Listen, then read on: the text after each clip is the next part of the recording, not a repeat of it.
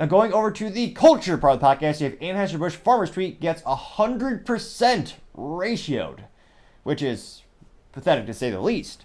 Now, again, Anheuser Busch is one of the largest companies on the planet. They're the holding company behind, I believe, 43 brands that pretty much everyone consumes. The most iconic one that everyone knows about is going to be Bud Light, Budweiser, Michelob Ultra. And there's a conglomerate of other ones, like I believe they also own Stella. They still own Corona. Globally, they do own the rights to Modelo. However, in the United States, that's owned by Constellation Brands. So darn near everything that inebriates people has a connection to Anheuser-Busch for the beer category, or seemingly so. And it's about a 30-second ad.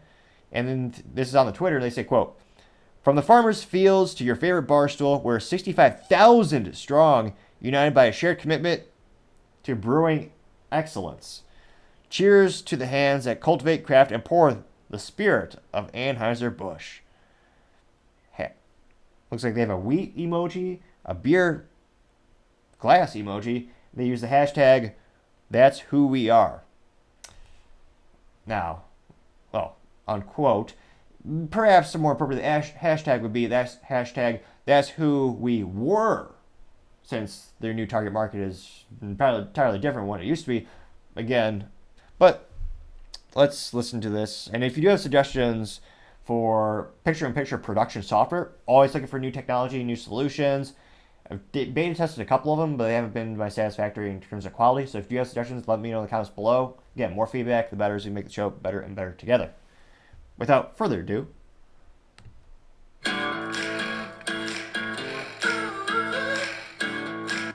what the heck? They're getting the diversity points right off the bat, so they do have a gal working. Oh, they don't specify her pronouns in the video, so I'm taking some liberties and assuming, granted, we know what happens when you sometimes assume, this is a gal working. She's just picking individual wheats? What the heck? I don't know how realistic. So it looks like she's driving an ATV in like a wheat. Well, what really goes into beer these days? Hops. So she's driving an ATV in a hops field. All right.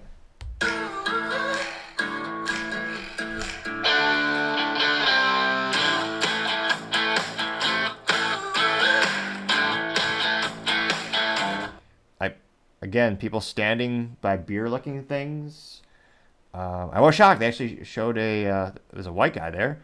And I guess in terms of filmography, the transition between the scenes is like an old-timey film, which perhaps I'm dating myself. Film used to be how we used to make movies and videos. Now it's all digital, but back in the day, it used to actually be a piece of film, cellulite, back in the day. Nevertheless, we'll get back to the attempted advertisement.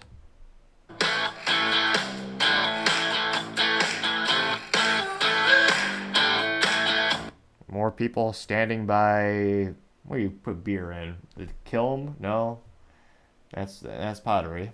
Beer goes into big stainless steel vats. It's in one of those things. You also have a gentleman standing by a bunch of kegs wearing a Anheuser Busch branded sweater. Oh, they killed the ad themselves. Someone turning on the light at a bar that says Bud Light, which that's unless it's a closing sign, like this bar is going out of business, that's really not a popular thing to see in bars anymore. Anecdotally speaking, I've noticed a lot of restaurants and bars that I would take customers to in the past 12, 24 months, those signs have changed dramatically in terms of the ambiance when you look around the restaurants. There used to be a lot more of those neon Bud Light signs. I can't help but think like a public stock, those signs just used to go to nothing. Everyone used to want one for their man cave back in the day. Granted, if they do go out of business, you know me, I'd probably want it on my wall of defunct businesses behind me. But we know even them just losing 70% of their annual revenue, or right now it's fiscal quarter and weekly revenue for that specific brand, it's not enough for them to go out of business. So nevertheless, or I guess subsequently, I won't have a Bud Light sign behind me. But now we have a bar is turning on a light with Bud Light. You have a gentleman on a little skid, you call that little thing in the factory, little skid loader, and he's holding a pallet of Bud Light cans, which again, I'm actually fascinated from, in terms of where you want to invest marketing dollars, why are they investing them back into this dying brand? I would think, again, this is from Anheuser Busch's Twitter, or their X profile. It's not from the Bud Light profile. If I was Anheuser Busch, I'd be putting a lot more resources into brands that people don't realize are theirs. Like Coors, put that money into Michelob Ultra. Those are the brands that aren't being hit as heavily. And I think as consumer preferences continue to shift, those might increase partially because people don't know they're in the same company. But nevertheless, looks like they have a little forklift to the whole pallet of Bud Light cans.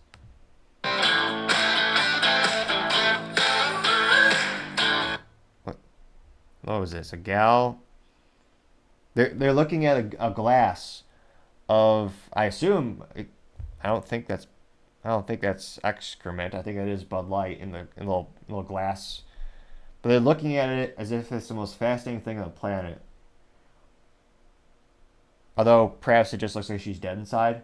Lord knows I think I would if I was actually sitting there holding a glass of Bud Light. I'd just be like, why, God, why? But I suppose 18 people still enjoy the beer. Let's see, almost done. And the big font on the screen is saying, that's who we are. Then the little logo for Anheuser Busch. Now, fascinatingly enough, this video, statistically speaking, it won't. But there's a small outlier chance that this video might get more views than that video that this multi-billion-dollar company has out there. So that got, again, this isn't like I'm taking the statistics like within 10 minutes of them posting it. This is within 48 hours of them posting it. So I gave this time to brew, pun moderately intended. It only got 2,320 views for this multi-billion-dollar company. And even more hilarious, of the 2,320 people who saw it, 29 people liked it. Which, not to brag, a couple months ago, I did have one of my YouTube videos get 33 likes. Humble brag. I should probably print it out and frame it for the office. But nevertheless, it only got 29 likes. That's ridiculous to say the least. That's actually less popular than some of Chris Christie's posts. That is a social phenomenon I never thought I'd see. You could probably argue they're just as appealing. Now, let's go to the comments section, because, again, maybe I'm an outlier in my take on the situation. Maybe they think it's a brilliant and compelling commercial that reignites feelings of emotion for the brand. They inspire people to go out there and buy copious amounts of Bud Light and other Anheuser-Busch products. I mean, I don't think so, but let's dive in the comments and find out. The first comment comes from Ryan Treefitty, and he says, quote, not interested, unquote, getting 5 likes. So far, not so good, Anheuser-Busch. Chow Chow says, quote, we know who you are, unquote. And it is a GIF, or as the youth might say, a GIF of I think it's a drag queen. So it's a biological man with a beard, so a modicum of redemption, because all men should have beards, obviously. And had long hair, clown makeup, or not, I don't know if you call it woman face. It's where you have makeup, you're a man, you're wearing makeup, but it's overdone to a point of a caricature. They have a BDSM necklace on, and dress on, and of course a wig with long hair. They got 5 likes. So far, 0 for 2. Right Wing from the D says, quote, how many seconds would your spokesman Dylan last working a farm, unquote. They got 6 likes. 0 seconds. Dylan Mulvaney did, however, achieve a fantastically astronomically success in terms of Dylan Mulvaney got $185,000 for like 2 pictures in a video telling people to go drink Bud Light when Dylan's average audience member is 15 years old. So probably didn't spend any time in the breweries, but still, 180. I can't fathom someone making so much money for doing so little. Ironically, you could actually perhaps argue this person did so much because it destroyed the brand. Again, fiscal Q2 alone, they lost $400 million in sales compared to last fiscal year's Q2. And every week, subsequently, Bud Light is down 30% in sales, about 26% sales by volume. So they're not doing great. And just for business history, I would love to buy or acquire that Dylan Mulvaney Bud Light bottle, because that is quite literally perhaps one of the most valuable pieces of merchandise ever created from a business perspective, because that one can spiked one of the most powerful boycotts in history that I've ever seen in terms of conservatives actually boycotting something successfully. I almost feel like a Harrison Ford moment. It belongs in a museum, and that's perhaps the worst impression you've heard, perhaps all week. But nevertheless, the attempt was made, and perhaps it made you smile even if it wasn't that great. But nevertheless, getting back to comments. Someone by the name of R. Walker simply had an emoji throwing up, which is perhaps pretty accurate for the side effects of drinking from Bud Light.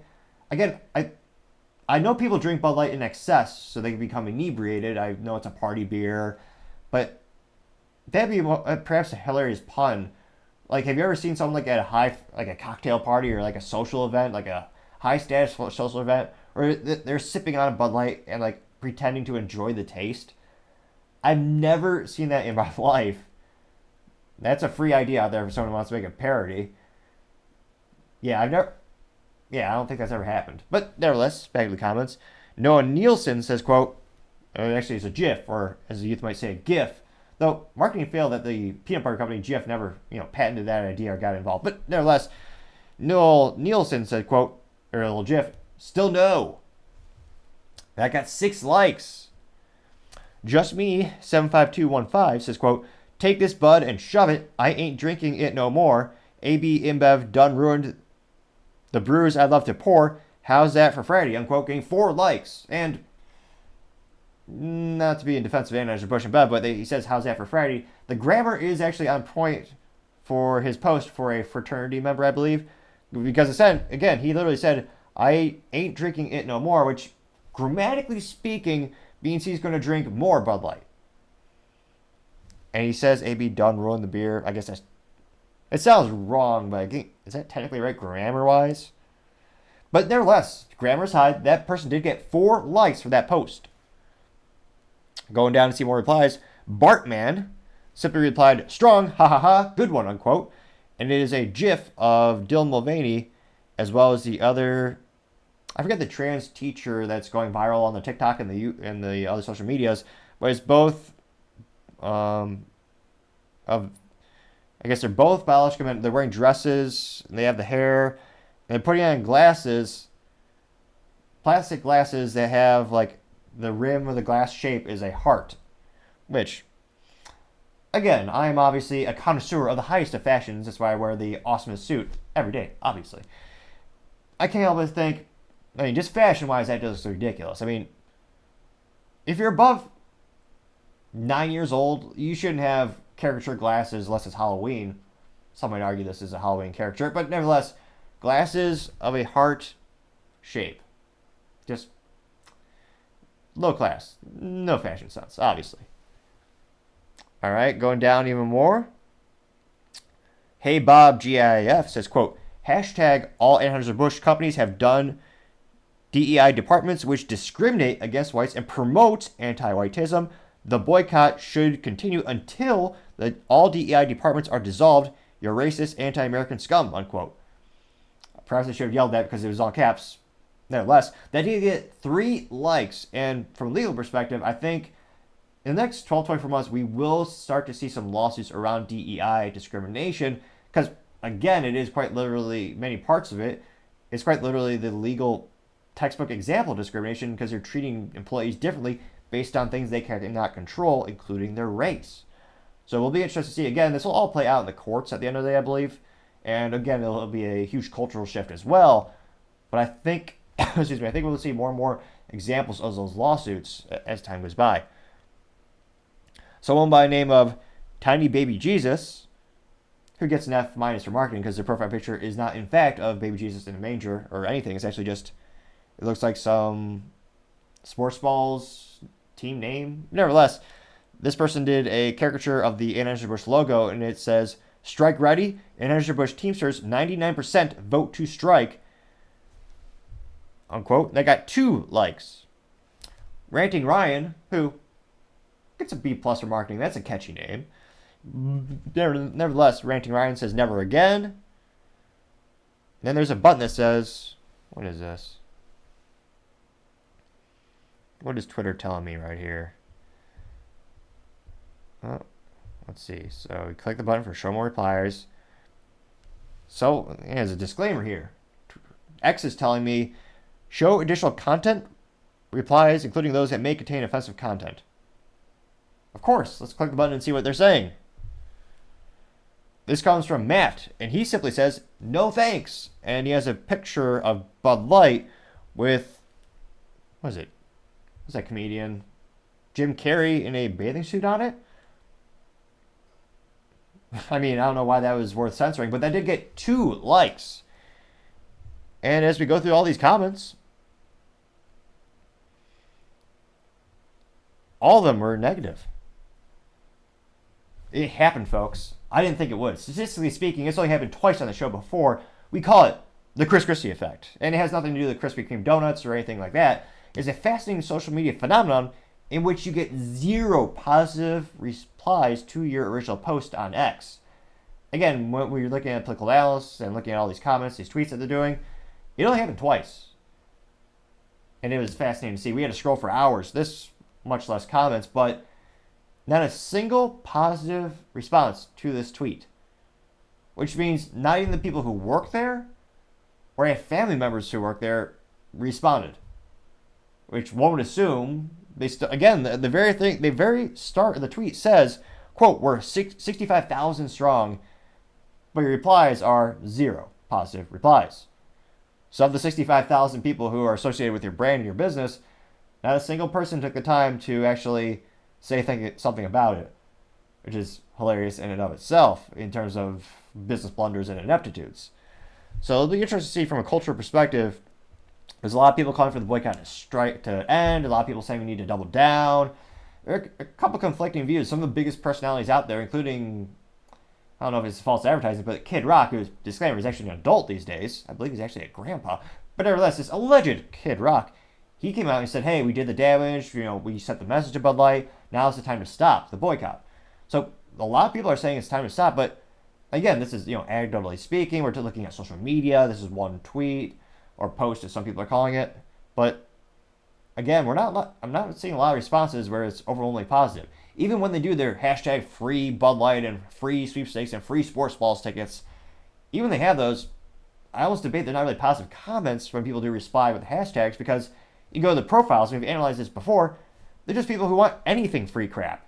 They'll repost for every brand on the planet if they have an opportunity to win anything from a $25 gift card to some random, to winning a case of Bud Light, which, incidentally enough, is a great real-world example of how you can be a winner and a loser at the same time. Usually I have to speak in metaphors, but, I mean, I can't fathom what I would do if I were to win a case of Bud Light.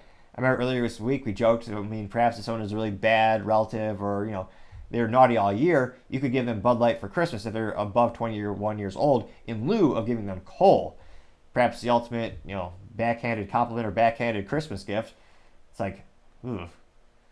Or perhaps we get a good, entertaining white elephant gift. Someone wins a case of Bud Light. It's like, ooh.